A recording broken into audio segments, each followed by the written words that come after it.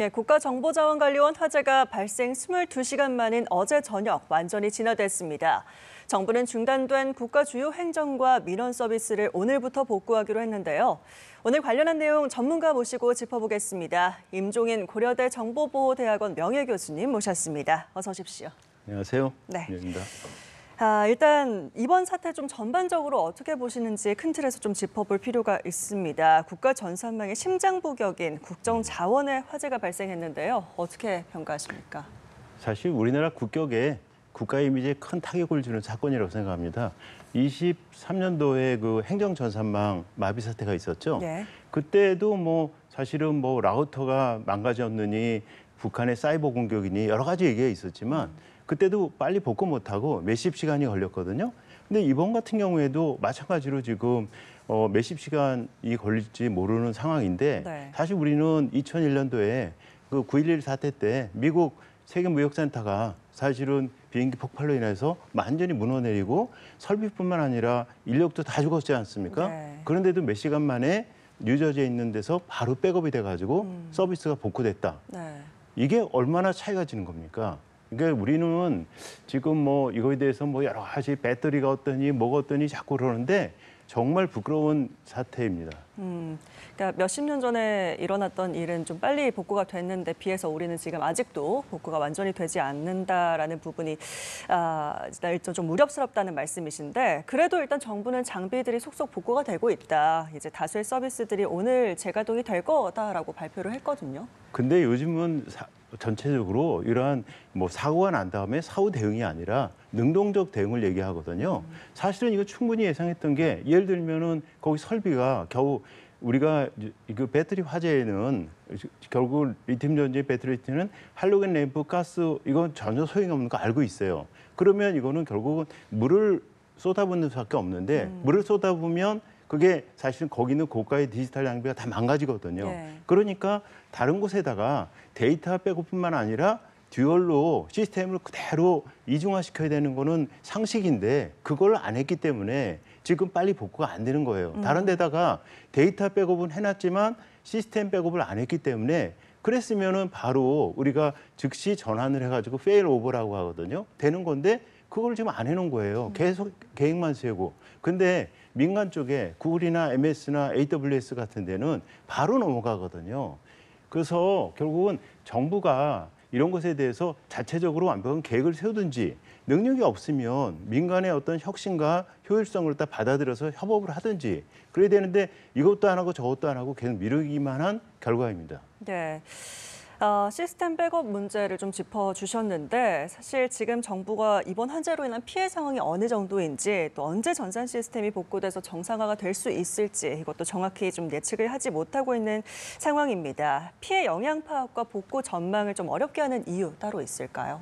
그러니까 민간 기업의 경우에는 사실 이제 RTO, RPO 해가지고 우리가 몇 시간 내에 복구한다. 예를 들면 보통은 1시간 내에 복구한다. 그다음에 데이터 유실은 RPO에서 1분 이내로 한다. 이런 목표를 구체로 세우고 그걸 갖다가 아까 말씀드린 시스템 이중화를 한 다음에 1년에 몇 번씩 훈련을 해요. 여러 가지 시나리오를 세워가지고 굉장히 강한 정도의 모의 훈련도 하고 그러는데 우리 이번에 보면은 진짜 그런 모의 훈련도 없고 시나리오도 없고 네. 백업도 안 돼 있고 더군다나 사실은 이 카카오 세타 때도 그랬었는데 이게 결국은 리튬 전지 그에 의한 것을 갖다가 데이터가 있는 곳에 같은 층에 있다가 그것도 코미디 아닙니까? 그것을 갖다가 옮기다가 또 실수를 해가지고서는 화재가 났다.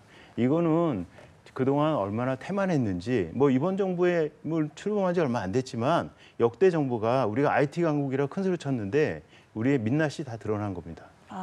그 말씀 중에 얘기해 주신 RPO라는 게 이 데이터가 손실될 수 있는 최대 그 허용 시간을 말씀하시죠? 그 RTO가 최대 허용 시간이고 예. RPO는 포션에서 몇 분 분량의 데이터가 이게 유실되냐. 그럼 우리가 대개는 1% 이상이 유실되면 안 되지 않습니까? 네. 그러니까 그걸 갖다가 최대 RPO를 1%, 최대 예를 들면 타임은 몇 분 또는 길어야 1시간. 이렇게 해서 그런 걸 이제 액티브라고 하는데 그런 것을 민간의 경우에는 세계적인 글로벌 클라우드 옵션 다 하고 있거든요. 우려스러운 거는 우리가 이제 AI 정부로 가고 있지 않습니까? 네. 지금은 사람이 그래도 수동으로라도 뭘 할 수 있어요. AI 정부로 가면 AI가 다 자기가 하고 사람은 그냥 감독하는 위치에 있거든요. 근데 만약에 AI가 지장을 받아서 멈춰버린다. 이건 복구도 거의 어렵습니다. 그렇기 때문에 우리가 AI 정부 지금 뭐 여러 가지 추진하고 있고 AI 전략위원회 하고 있는데 반드시 거기다가 우리가 사이버 보안을 포함해서 우리가 이러한 재난 재해에 대한 대비도 해야 되는데 걱정스러운 거는 우리 적대 세력들이 보면 야 한국 저거 그냥 데이터 센터에 미사일 몇 방만 쏘면 한국 전체가 셧다운되네. 이렇게 생각하지 않습니까? 네. 그러니까 이런 것에 대해서 우리가 어떻게 대비를 할 것이냐 시나리오를 세우고 대비를 해야 되는데 전부 이거에 대해서 뭐 논의만 하고 토크 온리 노 액션 이런 상황이 되는데 지금이라도 우리나라에도 훌륭한 네이버, KT 많지 않습니까? 네. 그런 데랑도 해야 됩니다.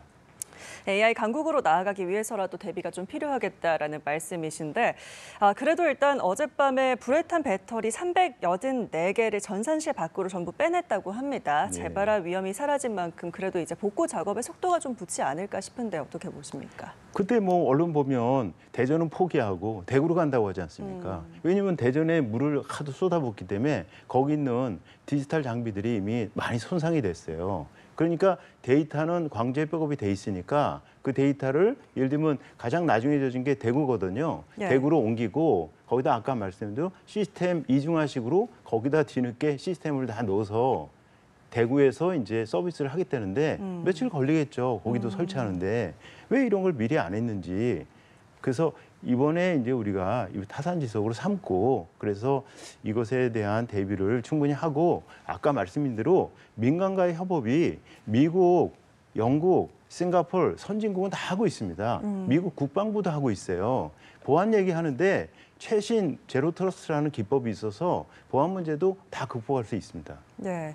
그러면 이렇게 복구하는 것보다 이전 재설치가 더 유리하다는 판단이라는 설명을 해주셨는데 이건 왜 그런 걸까요? 그러니까 대전은 이미 워낙 저 화재를 끄느라고 물을 네. 많이 쏟아붓어요. 물을 쏟아부으면 우리 데이터 센터는 우리가 컴퓨팅을 하는 서버도 있고 소프트웨어도 있고 그다음에 네트워크도 있고 그다음에 스토리지라고 해서 데이터를 보관하는 것도 있고요. 네. 그다음에 다양한 뭐 이번처럼 화재 설비라든지 냉각 장치 등등이 있는데 이거 하면서 많이 망가졌어요. 그러니까 이 대구에는 최신이고 비교적 광주에 있는 데이터는 실시간으로 옮길 수 있으니까 옮기면 네. 거기다가 아까 말씀드린 그 어떤 시스템 이중화를 위한 장비들을 갖다가 급히 거기다 설치하는데 근데 며칠은 걸리겠죠.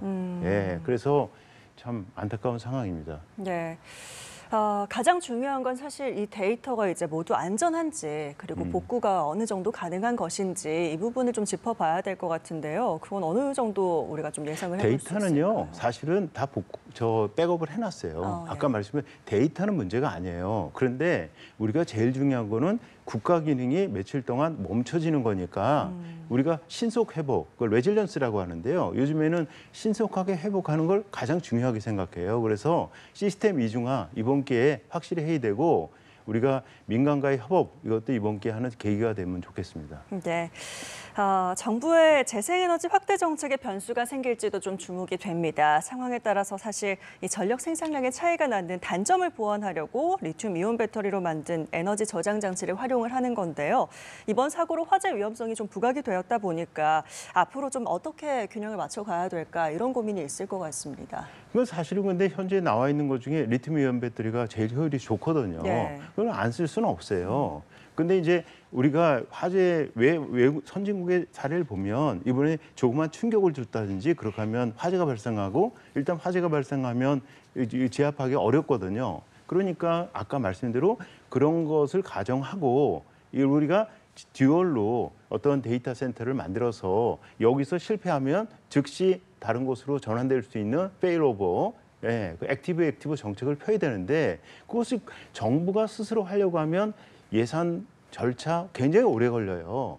그러니까 당장 우리나라 KT나 뭐 네이버나 NHN 우수한 데이터 센터 많고 그러니까 그런 데하고 협업을 하면 저는 빨리 복구할 수 있다고 생각합니다. 네, 국가정보자원관리원 화재 발생과 관련해서 그 원인과 대응책 등 좀 폭넓게 얘기를 다뤄봤는데요. 오늘 말씀은 여기까지 듣도록 하겠습니다. 임종인 고려대 정보보호대학원 명예교수와 함께했습니다. 고맙습니다. 고맙습니다.